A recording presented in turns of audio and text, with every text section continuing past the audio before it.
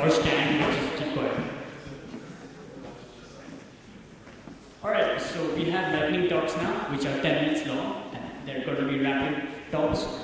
Yeah. And here's Kevin saying, do as I say and not as I do. I'll let him explain it since he only has 10 minutes. Right. We start with that with not doing a 10-minute talk, but probably a shorter one.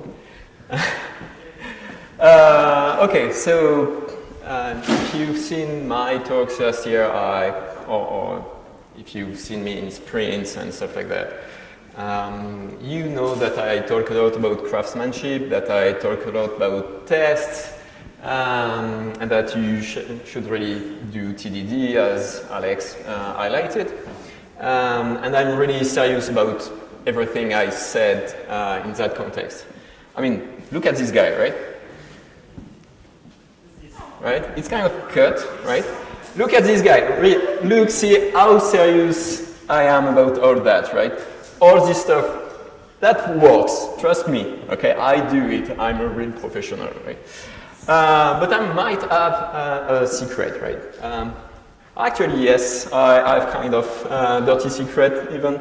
I'm not really perfect, far from it, and that's actually proof of that. I even have more proof, right? So really you should listen to what I say, but yeah, don't look at how I really do stuff in reality. Luckily in the community we have this guy, okay, this David guy. He likes tests too. You should totally do as he says and as he does, or maybe not, right? The point here is that you need to experience things by yourself, right? Because during talks, that's clearly, whatever we say, that's clearly idealized to some extent. And what we say works, and that's what you should do, but you won't. Generally, you won't do whatever we say. Everyone will find his own style through experience by going through those advices. In some way, we can relate to something which is named shuari, which describes the stages of learning in martial arts that's been expanded to other fields.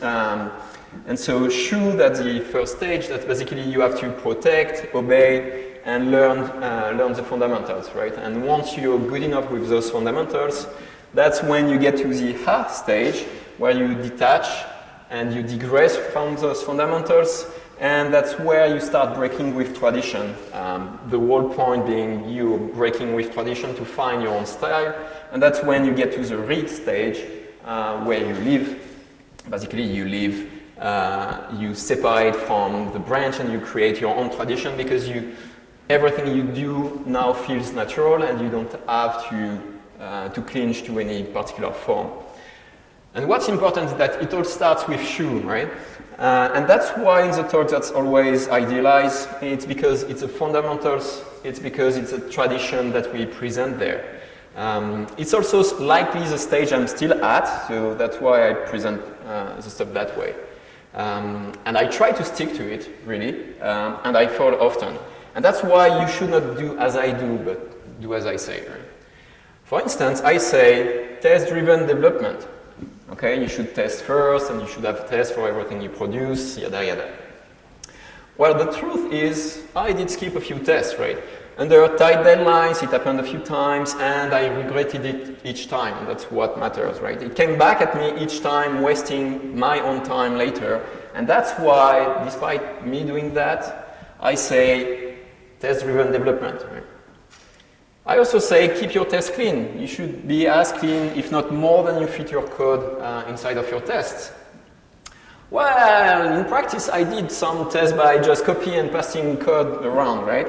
So lots of duplicated code. I let it happen, especially from new contributors too, not to scare them away with having to make perfect tests from the start. And well, it came back at me, lowering my possibility to refactor, and that's why I say keep your tests clean. I also say, well, I will say it even more tomorrow, I say mock, but mock temporarily. It's especially great to use mock for emergent design, I will cover that more tomorrow, or to drive the early phases of design discovery. But as soon as you do that, you should then consolidate your code and use real objects or stubs, right? Well, the reality is I did let mocks spread everywhere in my tests, and the temporary became permanent, and I have lots of tests coupled to the implementation of my code, and it came back at me, lowering my possibility to refactor again, right? And so that's why I say mock temporarily. And those 3 examples are just about testing, right? Just about testing and the related failures I had with testing. So now I let you imagine the rest, right? Because I talk about architecture as well. I talk about how you deal with your features as well, and so on. And I have failures, plenty of them there. So please do as I say, not as I do, because as we've seen, what I do is, well, close to being crap probably. And avoid the traps I walk into. Okay, that's the most important, and that's why I have this stricter stance when I'm doing talks, because that's the best way for showing a path to people coming after me, right? And by staying on that path, you can improve faster than I do, and that's what matters. So don't walk in those traps I walk into. So thank you, and next.